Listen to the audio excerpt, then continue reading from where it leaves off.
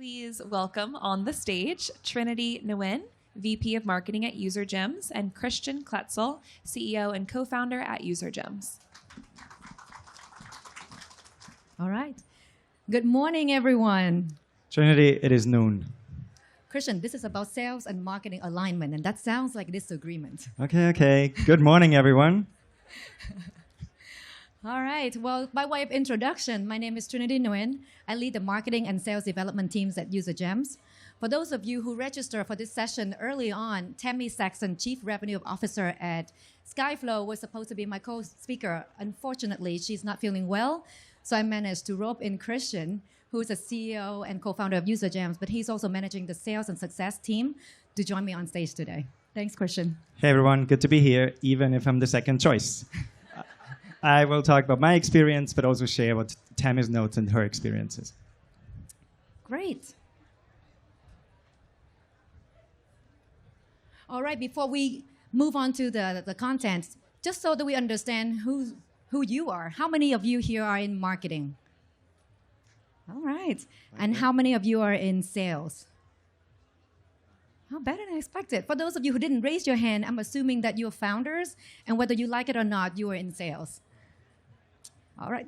Christian, you want to get started? Yes. So, Trinity, what does revenue alignment mean to you?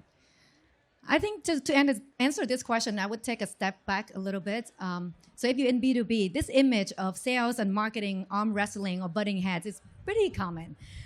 You will hear things from sales that would say, I want more qualified leads from marketing, and marketing just give me really crappy leads. And on the marketing side, you will hear things like, well, we give you amazing leads as long as you know how to close those leads and follow up with them on time. So that's the context. So what does revenue, why is revenue alignment so important today? Well, I think if we remove ourselves from which department we're in and just look at the business as a whole, when you pool resources together, you can achieve more things better together without breaking the bank. And that means going after the same accounts and the same buyers together, higher conversion rates, more wins, and doing so a lot more efficiently. And in this year specifically, in the current market condition, we as operators still have to hit the crazy revenue goals and have to do so with a lot less resources. So aligning the two teams together actually means a lot more this year compared to the last 10 years. So Christian, as a sales leader, what does it mean to you? So what it means to me is I want to have more revenue. I think that's clear. But I also want to make the life of my sales reps easier. It gets harder and harder every year. Like the sales process has way more stages now, way more stakeholders. We see that the number of decision makers in a deal increases. So the way we can make sales easier for everyone means if we're working together with marketing. And the important thing is that it's not only about working together with marketing at the first stage in bringing in the leads, but actually every stage across the funnel. Ultimately, we want to improve conversion rates to make sure we win more deals. All right, sounds good. So since a lot of you are in sales and marketing, you hear the term revenue alignment all the time. At this point, it's kind of like a buzzword. There's a lot of materials out there and white paper and ebooks talking about the strategic level, how to achieve it. But what you're going to hear from this is the 3 tactical tips that we've used internally to make sure the two teams align. We were also seen from our customer and prospects doing so to keep the two teams aligned. So the first one is very obvious in theory, but very, very hard to do in execution. And personally, I've seen a lot of teams alignment fall apart at this stage. So the first tip is go after the best buyers together. And what that means is you need to understand who to go after, identify your ideal customer profile, but do it together as sales and marketers. What makes up your ICP? Different criteria, which segment, which industry, which geography, what kind of tech stack they need to have to make this company a perfect fit for you. Sounds obvious. If you go around the company right now, most people might give you a different set of ICP. Then, once you get that alignment, you build a list of target accounts, list of companies that fit this criteria together. Again, and this is the easy part. What happens next is most companies get to this point and then go off, take this list, go off to marketing and sales for their execution. What usually happens is marketing will end up advertising to the entire list because it's easier because we have the tools to do that, and then realize a quarter later that the sales team actually only worked half of them. Or in some nightmare situation that the two teams ended up with their own target account list I see some nodding and smiling. Sounds like you have some battle scars over there. With their own different account lists, that's completely different from each other and completely different from the original list. So that's step one. And then the second step is once you have this account list, you talk about who to target within those accounts. So this means defining your persona once again together, because it's really important that it's the same persona that receives the same messaging across all the channels. And in our case, we even go a step deeper. We really like lists here. So the next list we create is actually a list of individual people within those accounts, within those personas that we reach out to. And in this case, what this means is we look at the account and look at what is the warmest path into that organization. So we look into, is there anyone we have a relationship with? Is there anyone that purchased or used the product already previously? Does the executive team have any relationships into that? We also look at, is anyone who got recently maybe hired or promoted, they have budget. They spent their budget in the next 100 days. We also work with investors to see, do our investors have any relationships into this account?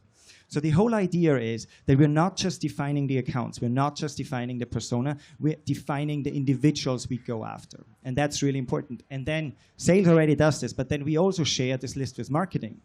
And then marketing reaches out in their advertising to the exact same people within that account.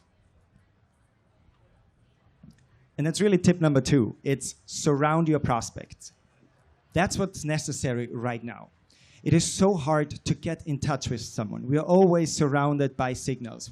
Our attention span is 2 seconds. So what we need to do from the sales and marketing side is have a lot of signals that ultimately add up to a full story. Make sure that the 2 seconds here and the 2 seconds here ultimately result in the prospect understanding who we are and what we are doing. So from the sales side, we do all the typical steps of reaching out to these defined people via email, via LinkedIn, via phone calls, via gifting. And then on the marketing side.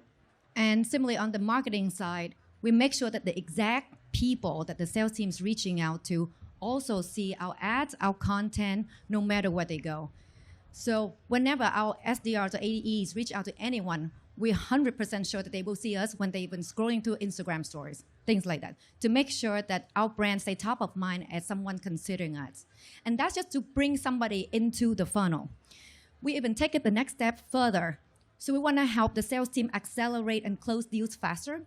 So we do it in 2 ways. The first way is for these prospects, depending on where they are in the opportunity stages in the sales cycle, they will also see ads and content. So we're basically using marketing to nurture them through the opportunity stages. So that's one.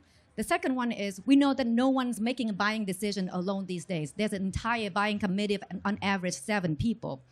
For us, we have 3 target persona. So if we know that our sales team is only talking to 1 persona, then our ads automatically following the other persona, the other teams, to make sure that they're aware that there's a sales conversations going on in case they want to bring in. The reason why we're doing it for marketing is we basically copy the multi-thread strategy from sales and bring it to marketing to help sales multi-threading through ad channel and accelerate deals a little bit faster. But the difficulty here is that usually marketing is incentivized to bring in new deals, new leads, but they're not incentivized to actually accelerate existing opportunities. That is true. And a lot of marketers are incentivized by MQL. And that brings us to the third point. So align early on attribution, easier said than done. But essentially, as a company, the only way for the 2 teams to stay aligned throughout the process is that the 2 teams are incentivized by the same thing. So Christian, as sales leaders, what do you care about? I care about revenue. So I don't care about attribution. I don't care about whether it was inbound or outbound. What I want is the deals are getting closed. And we all know that sales is not straightforward. It's really hard to say, did this lead come in because someone outreached to them or they saw our ad? As mentioned, it's usually a lot of different touch points that ultimately lead to this. But I care about it getting closed. Well, it's easier for sales because it's just one goal, revenue, right? But for marketing, it's a little bit trickier. We have a big budget, true, but we also get scrutinized a lot more to figure out how to optimize the way we spend it. Which channel is it coming from? Is it webinar? Is it event? Is it inbound or outbound? So we get this question a lot from the boards and the CFOs. So that's the reason why attribution exists. Having said that, again, if we remove ourselves from being in the department and just think of a business as a whole, the only metric that really matters to a business and for us to keep our job is revenue. So if marketers can be incentivized to not just measure by the number of pipeline we generate, but also on the revenue side, then now we can say we can allocate our budget this much on generating new pipeline and this much on helping sales, accelerating deals and close deals faster. The second thing is also, like Christian mentioned, inbound versus outbound. There's no such thing as just one inbound or one outbound touch point that gets someone in the door. We've seen this gazillion time over. So why do marketing and sales dev always sit around and trying to take credit of where this come from? So what I've been seeing the last 2 years is that more and more sales development team has now rolled up within marketing, because it doesn't matter whether the last touch was inbound or outbound, but at least it will bring the two teams together to work on the same account, the same buyer together, because we are now 100% responsible for generating the top of the funnel and sales focusing on closing. Yeah, and ultimately, sales is getting harder every year, marketing is getting harder every year, so the way we achieve our goals is by actually working together. And the way we do this is by going after the best buyers together, really surround them. Our OKR is for our prospect to tell us we see UserGems everywhere, and then align on attribution to actually make this whole thing happen. And that's it. Happy to take any questions afterward. Thank you all. Thank you, everyone.